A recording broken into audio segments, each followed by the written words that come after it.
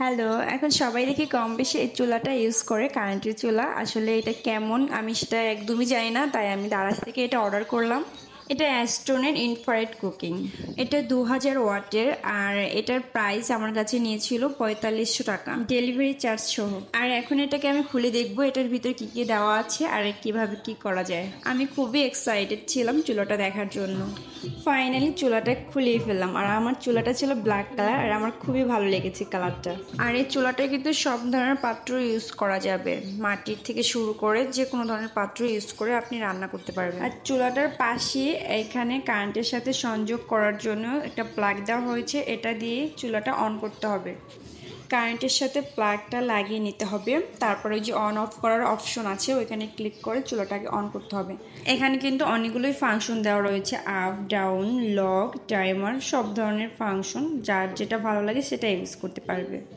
চুলাটার সাথে একটা বই দিয়ে দিবে, বইটার ভিতরে সব নিয়মকানুন আছে কীভাবে কি করতে হয়। এটা তেমন কঠিন কিছু নয়, একবার দেখলেই বোঝা যাবে, সব কিছুই পারা যাবে। যেহেতু চুলাটা নতুন আনলাম তাই আমি কিছু একটা রান্না করে দেখতে চাইছিলাম যে কেমন হবে। আমি কারেন্টের সাথে লাইন দিয়ে চুলাটা অন করে নিলাম, তারপর এখানে অন অপশনে ক্লিক করে নিলাম। তারপর চুলাটা আমি বাড়িয়ে নিলাম, এখানে 1400 ছিল, যেহেতু আমার চুলাটা 2000 ওয়াটের তাই আমি 2000ই দিয়ে নেব। আর এখানে কমানো যাবে আর আপে দিলে বাড়বে। চুলাটা কিন্তু কারেন্টের লাইন দেওয়ার সাথে সাথেই অন হয়ে যাবে, আর মাঝখানে একদমই কিন্তু হাত দেওয়া যাবে না।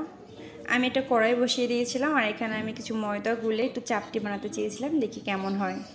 চুলাটা কিন্তু আমি 2000 ওয়াট করে দিয়েছি, চাইলে কমানো যাবে আবার বাড়ানোও যাবে, যার যার ইচ্ছা মতো সে ইউজ করতে পারেন। চাপটিটা আমি খুব সুন্দর করে ঘুরিয়ে ঘুরিয়ে পাতলা করে দিয়ে নিয়েছি, যাতে করে খুব তাড়াতাড়ি হয়ে যায়। চাপটিটা দিয়ে আমি 1 থেকে 1.5 মিনিটের মতো ওয়েট করার পরে দেখেন চাপটিটা কিন্তু খুব সুন্দরভাবে উঠে গিয়েছে। গ্যাসের তুলনায় এটাতে রান্না করতে একটু বেশি সময় লাগে, একটু সময় নিয়ে এটা রান্না করতে হয়। চাপটি ভাজার মাঝেই আমার বর এসে বললো চলো আমাকে একটা ডিম ভেজে দাও। ডিম তো ভাজলাম, কিন্তু ডিমের অবস্থাটা 12টা বেজে গিয়েছিল, কারণ যেটা আমি চাপটি ভেজেছিলাম সেটাই আবার ডিমটা বসিয়েছিলাম, এই করে ডিমটা উঠতে চাচ্ছিল না, লেগে যাচ্ছিল।